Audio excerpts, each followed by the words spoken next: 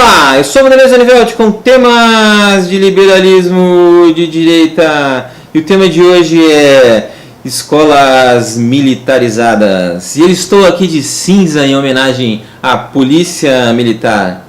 E para vocês que estão curiosos, esse uniforme aqui é uma ulanka, que era utilizada pelos ulans, que eram os cavaleiros ligeiros, os lanceiros da Polônia, que ficaram tão famosos pela sua bravura que foram também utilizados pelo Império da Rússia, pelo Império da Áustria, pelo Império da Alemanha e também pelo Reino de Portugal. Isso nos séculos XVIII, XIX e até a Primeira Guerra Mundial. Essa ulanka aqui é uma ulanka da Primeira Guerra Mundial, da Prússia. E você pode ver uma ulanka parecida com essa no filme do Barão Vermelho. Bom, terminados os costumes, vamos ao que interessa aqui. Vou fazer uma citação do político Ulisses Guimarães, que sempre foi opositor do governo militar e um dos capitaneadores das diretas já.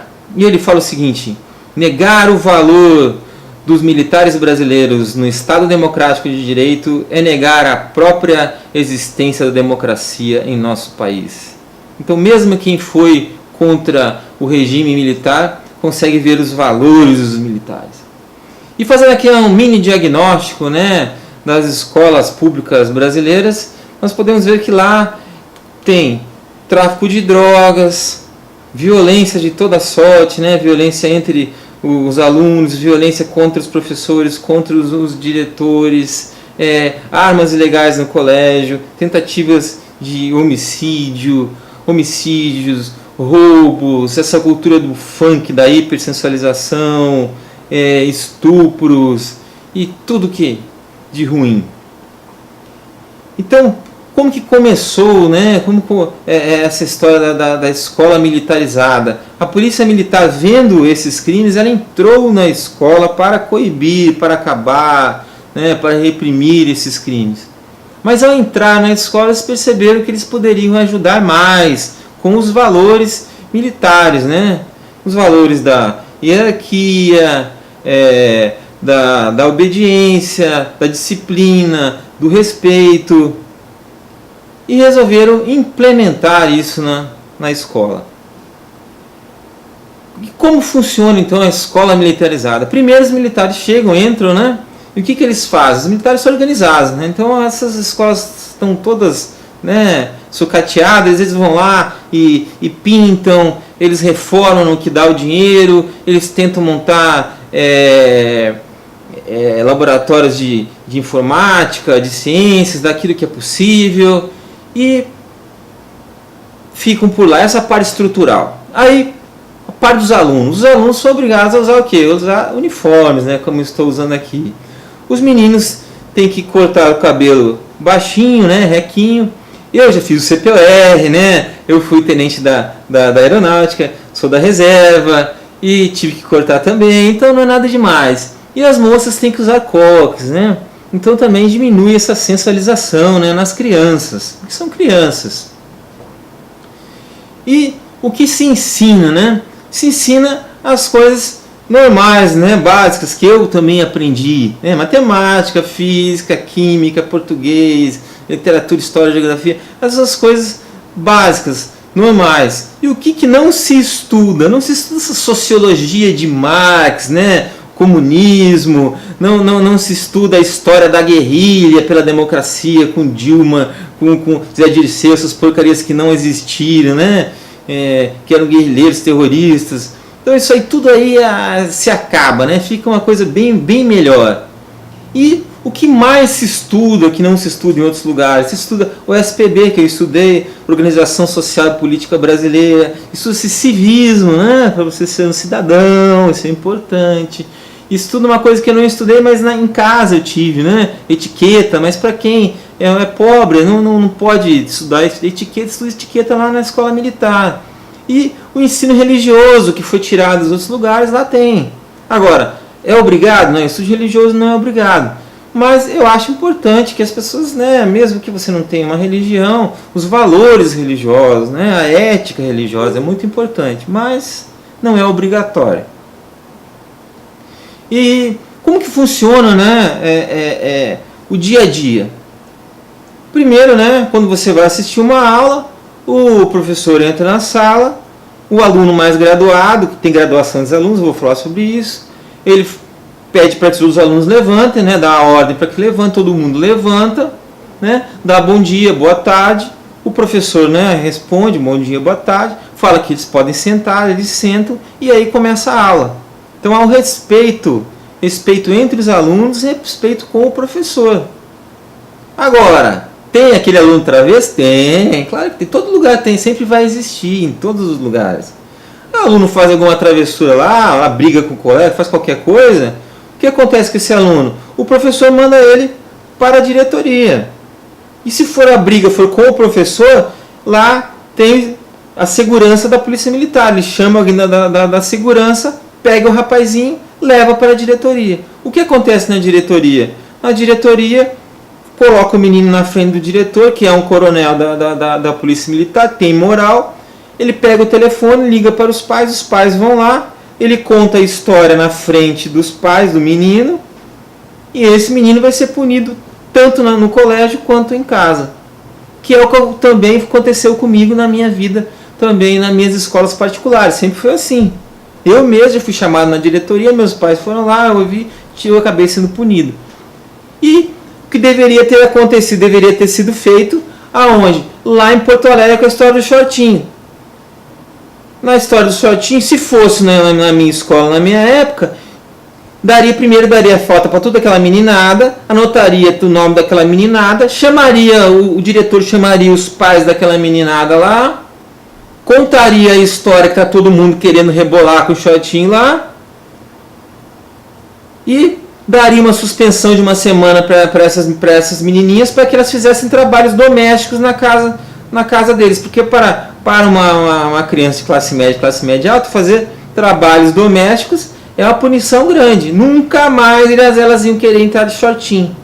Assim como também a escola militar, o sujeito lá, o traquina lá, vai pensar 2, 3, 4, 5 vezes antes de fazer alguma coisa. E se for algum crime, tráfico de drogas, a polícia está lá e já pega e já leva para a delegacia. Então está tudo resolvido ali, né, dentro do colégio. E a questão da hierarquia que eu falei, né? Então existe uma hierarquia entre os alunos. Então existe lá o sargento aluno, tenente aluno, capitão aluno, major aluno, coronel aluno. E conforme a graduação, é o aluno que tem melhores notas. Então é a nota e também a disciplina. Nota e disciplina que vai dar o aluno ser lá capitão aluno, por exemplo. E uma vez por semana, em geral, tem outros lugares que são mais vezes, 2 vezes, 3 vezes, eles se reúnem para cantar o hino nacional, o hino da bandeira, fazer o hasteamento da bandeira. E quem comanda o corpo de alunos, né? Quem comanda o corpo de alunos são esses alunos graduados. É o coronel aluno, é o capitão aluno, cada um na sua sala, né? Comanda. Então também troca-se o paradigma, né? O paradigma lá desses filmes americanos de popular. Quem era o popular antes da polícia militar? O popular antes da polícia militar, para os homens, de repente, era o mais bonitinho. Ou era o traficante, porque ganhava dinheiro, então ele podia dar dinheirinho para as menininhas. E para a menina talvez a mais bonitinha, ou aquela que saía com todo mundo. Então, essa era mais popular. Agora muda, porque todo mundo está usando seus uniformes e tal. E quem também tem a sua graduação, tem lá, né, uma divisa bonita, dourada, ou, né, uma medalha. E esse daí vai ser sempre exemplo para os outros. Os querem se espelhar nessa pessoa, porque tem que bater continência para essa pessoa. O CQC, inclusive, foi, né, em Manaus, fez lá, CQC é de esquerda, né? Fez lá, criticou essa história para dar continência. A continência é a saudação do militar. Por exemplo, quando você é parado na rua, teoricamente, o policial deveria chegar para senhor, habilitação. Porque é a saudação do militar, é como se fosse o oi. Nós falamos, oi, o meu oi. A saudação do militar. Então é uma simples saudação, não tem essa de, puxa vida, um está fazendo um negócio militar para o outro. Primeiro que é militar mesmo, né? Mas esses graduados, eles sabem que eles vão passar em bons vestibulares, que eles vão tirar nota boa no Enem. Então, a pessoa lá, o capitão aluno, ele sabe que ele vai poder, sei lá, ser um médico, um dentista, né, um engenheiro, que ele vai ter essa oportunidade, porque ele sabe que ele está indo bem. Porque o estudo numa escola militar é difícil, então se ele vai bem, quer dizer que ele vai bem no Enem. E de repente ele vem numa família que o pai faz trabalho braçal, a mãe faz trabalho braçal, ele vai ser o primeiro a ter o curso superior. E ele vai passar numa escola pública, não vai precisar pagar. Então está tudo dando certo. E fica essa crítica desnecessária. Por falar nisso, vamos ao contraponto que eu sempre faço. A crítica aqui da senhora Miriam Abramovay, especialista em violência no ambiente escolar. Essa especialista aqui é, óbvio, do PT, dos comunistas aí. Aí ela fala: militarizar mostra desespero da escola, que atesta sua incapacidade de resolver a questão. Por que a escola é incapaz? É incapaz porque o PT não está dando, né, dinheiro para ela, não está dando pessoal, treinamento, tudo isso, né, segurança. E aí então a polícia tem que entrar mesmo. Aí ela fala, daí que a polícia tem que vir. Dizem que isso resolve, mas só resolve pelo uso da repressão. Toda hora ela fala repressão, vocês vão ver. Mas, claro, vai reprimir o quê? Os crimes. Depois não, vai instituir os valores. E aí ela continua. O método da disciplina militar proíbe palavrões e de linguajar mais forte. Falar palavrões, usar gírias é normal entre os jovens. Faz parte da linguagem juvenil. Em algum momento sai palavrão. Proibir palavrão é uma forma de repressão. Claro que tem que reprimir os palavrões. Ou você quer instituir, né, palavrão como parte da cultura. Palavrão não é parte da cultura. É da anticultura. Me desculpe. Eu cresci sem falar palavrão. Agora, eu sei palavrão, eu sei um monte. Ainda mais que eu vivi em escola que só tinha homem.